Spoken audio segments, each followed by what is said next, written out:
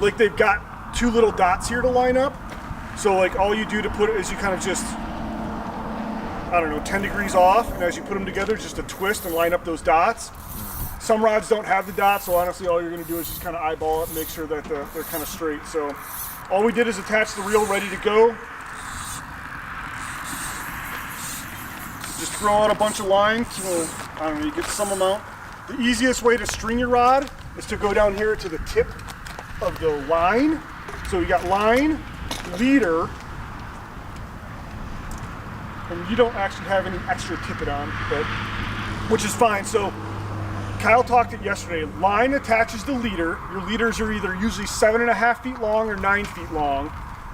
Some guys will tie the line straight to a new leader, but as you start to cut the leader off, as you change flies, you add what, and Kyle talked about it yesterday, you add tippet, right? So what it essentially is, instead of continuing to eat your line up after you swap flies 5 times on a river, like you attach tippet to this, maybe 12, 18, 24, 30, 2.5 feet, and all it does is it extends your leader with something that's more consumable. Like who cares about cutting tippet off and tying a fly on as opposed to having to install a new leader, because the diameter of the tippet is consistent, whereas your leader tapers. So as you eat your leader up, like it's going to get thicker and harder to tie. Yeah, the last few feet of the leader pretty stiff. Is going to be the same diameter. So as you cut that back, once you get like 3 feet of it cut off, or so, that's when you definitely want to start adding your tippet back in. Otherwise, you're not fishing a 5X leader anymore. You're fishing a 3X. So all I usually do is just go down here to somewhere to the tip of the line, bend it over so it's a loop, and just start leading it through. And the reason I do a loop is, if you drop it, it's more likely to expand and catch itself and not go all the way through. And then once I get it through, I just pull it through. And so this is kind of a good point too. So when you've got a fish on the line, or you're casting, or you're bringing line in, like try not to let your fly line reel it so far in, your fly line goes back through the end of the rod, because it's just hard to get it back out. You're gonna have to manually pull it out to get it to cast again, because it will get stuck. So like the furthest I would want to probably reel in. So when I'm reeling in, like how far do I reel in to get a fish? I reel in till I'm about right here, and there's about that much line. And then the rest, I'm just holding the rod back here, that'll bring the fish into my feet, and scooping it with the net. Okay, so we've got his rod together, we've got the reel on it, we've got it lined. I can tell this is a brand new leader because of how thin it is at the end, so we'll probably just, all we have left to do is tie a fly onto it. So if I eat up a little bit of that line, then I'll want to add a tippet. That way I'm further. Yeah, so for you, 2 or 3 flies I'd probably take on and off before I add tippet, and from there I'd probably not try to cut any more into your leader, and just keep adding more tippet. Okay. That makes sense about the tippet. All you're trying to do is extend, because a whole reel of tippet's $5. Like a leader is $7. So every time you change out a leader, it's $7, and like you can only tie so many flies onto a leader before you're buying another $7 leader. So you can kind of see so these are all hoppers. You can kind of see all the different variations of hoppers, and there's probably even more. But so based on what we saw today, like I know I probably don't need any of those giant ones because we're probably still pretty early hopper season. I saw 2 this big. Did you? Yeah. Yeah, maybe they're getting there.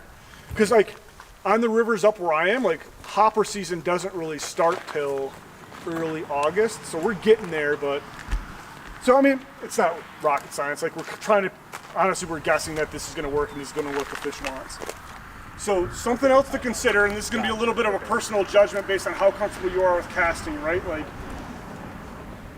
you can, in Montana, you can have up to 2 hooks in the water or 2 flies in the water, and I think Colorado it's 3, right? But each one of those flies, subsequent flies, is a pivot point that the fly below it can swing on, right? So if you've got a second fly on, you've got another opportunity to catch a fish. You've also got a lot more opportunities to tie yourself in a knot, tangle yourself up and everything else, because you've got that much further. You've got another pivot point to wrap around things and stuff. So I would start off, if you're not super comfortable with flying, today we're just going to do 1 fly in a hopper, and we won't worry about a dropper unless we're not catching anything. and then maybe we'll have to put a dropper on. But if you're not, like if you're a new caster or something like that, just keep it simple. We'll do one fly, and we're hoping to catch something on the surface. Now, this is probably the most important thing about your rod. How do I walk down to the river with my rod and not have to carry it like this, right? So, hang on, we'll pinch the barb too. So in the park, you have to pinch barbs. So you just take your nippers, stick it in here on the hook, give the hook a couple twists, just to pinch that barb off. Now, so with that, you're gonna get fish on the line, but fish are also gonna be able to spit it out more often because there's no barb to hook them. So that's where you're gonna have to make sure you keep tension on the line and you don't let any loss of tension in that line, and that trout, especially with no barb, will shake its head and toss that hook. Okay, key piece of information. How do I walk from the parking lot to where I'm going without making a mess of everything? So you take the hook on your fly, hook it up to here to one of your rod, and then just loop it around the reel, and then you just reel it until it's tight. You're ready to go. And then when it's time to go, I find you can unhook it from here. I find I'm less likely to tangle the line up taking it off if I just unhook it from the reel first. And now you can kind of see that, and then I just have to unhook it and I'm ready to go, and I've already got a certain amount of leader on. But that's how you're gonna walk from here to the river. Same setup. So here you take it off, you get it loose. Talk to Kyle about this. Right? That blew my mind when they showed me that. I know, right?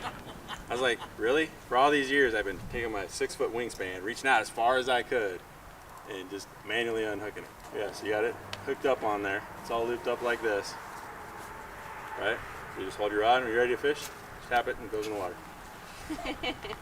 I've learned, and I continue to relearn because I don't learn very well from my own mistakes, is if you make not a good cast, like just live with it, let it hit the water, and then recast. Like trying to fix it in the air is a guaranteed for a ball of knots hitting the water. The tips on setting drag.